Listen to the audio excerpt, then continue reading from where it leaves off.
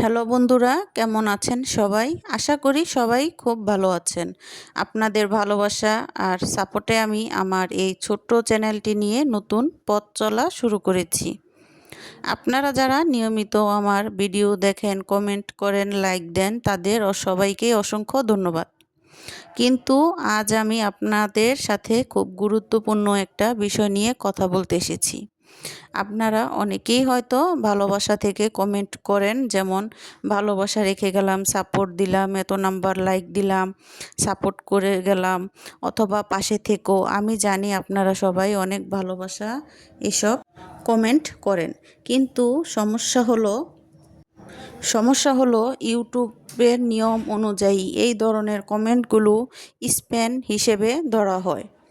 যখন আপনারা এই ধরনের কমেন্ট করেন, তখন ইউটিউব ভাবে যে আপনারা হয়তো কোনো সিস্টেম ব্যবহার করে কমেন্ট করছেন না, যা ইউটিউবের নীতিমালায় পরিপন্থী। এর ফলে আমার চ্যানেলের যেমন ক্ষতি হতে পারে, তেমনি আপনার চ্যানেলেরও ক্ষতি হতে পারে।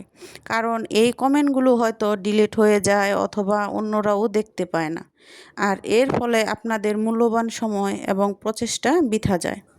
আমি চাই না আপনাদের ক্ষতি হোক, আর আমিও চাই না আমার চ্যানেলের কোনো সমস্যা হোক। তাই আপনাদের কাছে আমার একটি ছোট্ট অনুরোধ, আমার ভিডিও যদি আপনাদের সত্যিই ভালো লাগে বা কোনো অংশ যদি আপনার মন ছুঁয়ে যায়, তাহলে দয়া করে সেই অংশটি নিয়েই একটি কমেন্ট করবেন। যেমন আপনার এই অংশটি খুব ভালো লেগেছে, অথবা এই টিপসটি আমার খুব কাজে লেগেছে, বা আপনি খুব সুন্দর করে কথা বলেন। জানি আমার কণ্ঠটা একটু ভালো না, তাও বললাম। এই ধরনের গঠনমূলক কমেন্ট করলে আমি বুঝতে পারবো যে আপনারা সত্যিই আমার ভিডিও দেখছেন বা পছন্দ করছেন। আমি কথা দিচ্ছি, আপনাদের মূল্যবান এবং গঠনমূলক কমেন্ট দেখে আমি অবশ্যই আপনাদের চ্যানেলে যাব, আপনাদের ভিডিও দেখব এবং সাপোর্ট করব। এতে আমাদের দুজনেরই উপকার হবে এবং আমার একসঙ্গে এগিয়ে যেতে পারবো। আশা করি আমার কথাগুলো আপনারা বুঝতে পেরেছেন এবং কেউ রাগ করেননি। আপু ভাইয়ারা, আপনাদের সহযোগিতা এবং ভালোবাসা আমার জন্য অনেক মূল্যবান। তাই যদি ভিডিওটি ভালো লাগে তাহলে একটি লাইক দিবেন, ভিডিওর কোনো অংশ নিয়ে কমেন্ট করবেন এবং চ্যানেলটি সাবস্ক্রাইব করে আমার ছোট্ট পরিবারের পাশে থাকবেন। আপনাদের মূল্যবান সময় দেওয়ার জন্য অনেক ধন্যবাদ। দেখা হবে পরের ভিডিওতে। ততদিন সবাই ভালো থাকবেন, সুস্থ থাকবেন। আমি আপনাদের সাথে অনেক কথা বলেছি, সেই কথা বলতে বলতে দেখতেই পেরেছেন আপনারা, আমি একটা বড় সাইজের পাঙ্গাস মাছ কেটে ফেলেছি।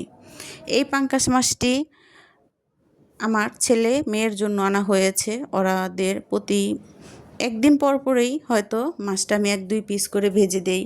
আবার ভিডিও যদি আপনারা আমার খেয়াল করে দেখেন, তাহলে আমি মাছটা কিন্তু খুব সুন্দর করে ছুলে ফেলেছি।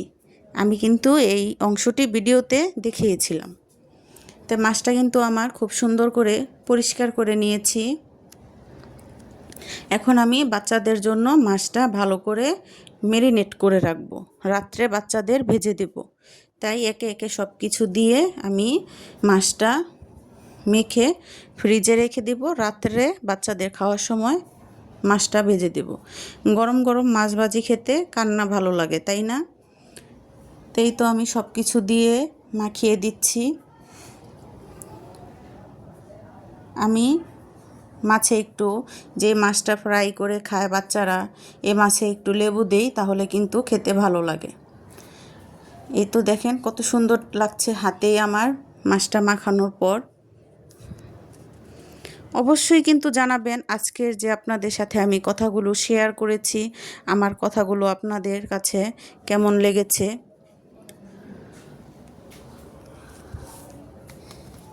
এই তো আমি রাত্রে মাছটা কিন্তু বাচ্চাদের ভেজে দিচ্ছি, নর্মাল ফ্রিজে রেখে দিয়েছিলাম। এই মাছটা বাচ্চাদের জন্য খুবই ভালো। মাছটাতে যেহেতু কাটা কম আর ফ্যাটও বেশি, বাচ্চাদের জন্য ভালো মাছটা। এই তো আমি মাছটা ভেজে নিচ্ছি। যদি ভিডিওর কোনো অংশ ভালো লেগে যায়, অবশ্যই একটি লাইক দিয়ে পাশে থাকবেন। আর যদি আমার পরিবারটি ভালো লেগে যায় তাহলে একটি সাবস্ক্রাইব করে আমার ছোট্ট পরিবারটির পাশে থেকে যাবেন। এই যে আমার মাছ ভাজাটা হয়ে গিয়েছে। তো সবাই ভালো থাকবেন। আল্লাহ হাফেজ। আসসালামু আলাইকুম।